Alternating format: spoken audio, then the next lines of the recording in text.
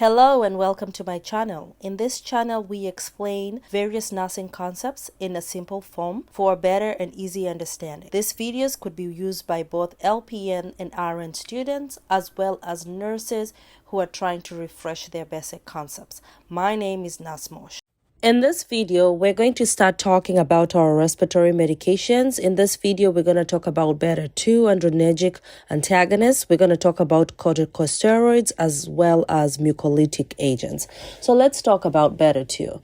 Beta-2 adrenergic antagonists. Some examples include your albuterol, salmeterol, they end with rol. They are used for treatment of either COPD or asthma. They could be either used alone or in combination with corticosteroids and anticholinergic drugs. We'll talk more about them. So its mode of action is it binds with beta-2 receptors in the lungs, resulting in bronchodilation, thus helping open up their airways. Because remember, with these conditions, there's airway constriction, so we need to open it up so the patient can have ease breathing.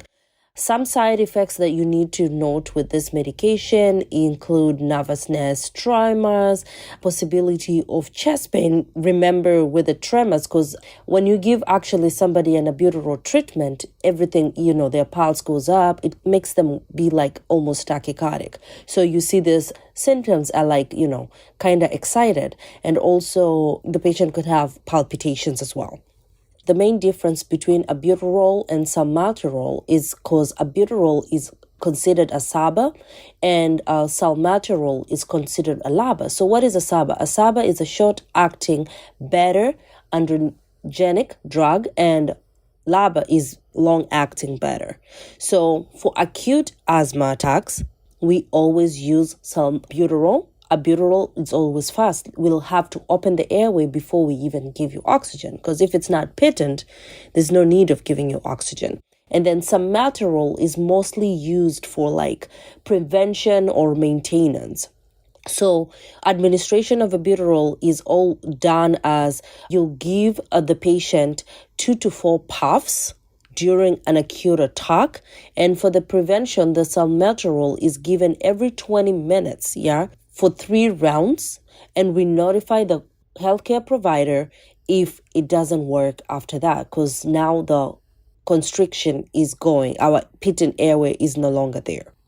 So we always use our bronchodilators first, which are our beta-adrenergic drugs, before using like other medication like anti-inflammatory, because you could think let's reduce the inflammation first. No, but we go as beta-adrenergic first, then we do our glucosteroids. And if we are using an inhaler, or neb treatment, we normally give them 5 minutes apart. So remember one thing: beta-2 lungs, beta-1 affect the heart. Okay?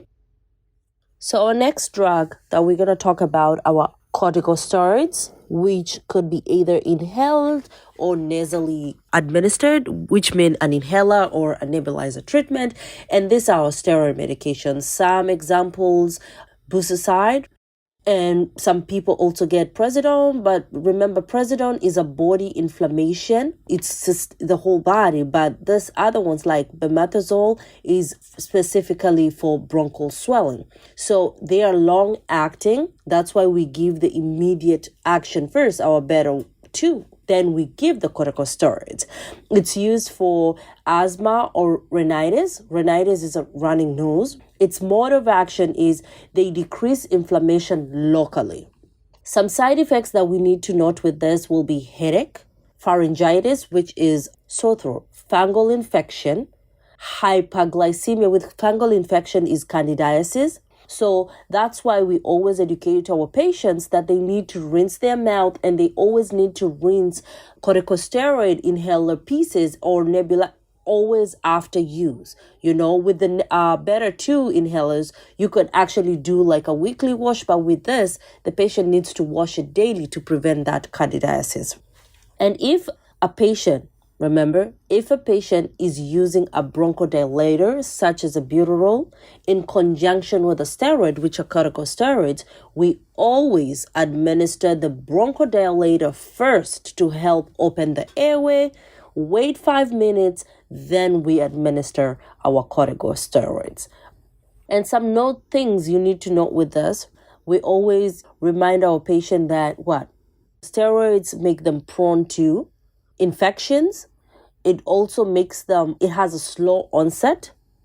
So it messes with your immune system, and also it messes with your sugar. Our next med in this video, let's talk about mucolytics.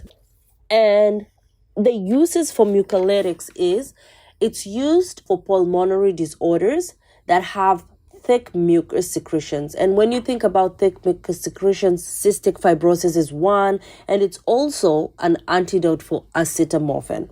So its mode of action is it breaks down molecules in the mucus to help it become less viscous. Viscous is the thickness. The chemistry behind viscosity is like I will pour a liquid on a flat surface and see how fast it runs. Thick mucus might tend not to move that fast. It's viscous, and then if I pour water on the same spot, water will move faster, so it's less viscous. Side effects include bronchial spasm. So with our patients with asthma, we cautiously use them, right? We always monitor for this. Other side effects include nausea and vomiting, as well as rash. And one thing you need to let patients know about this medication smells like rotten eggs. So just they don't think that it's spoiled. Thank you for watching. Please like, share, and subscribe to my channel. See you on the next one. Bye.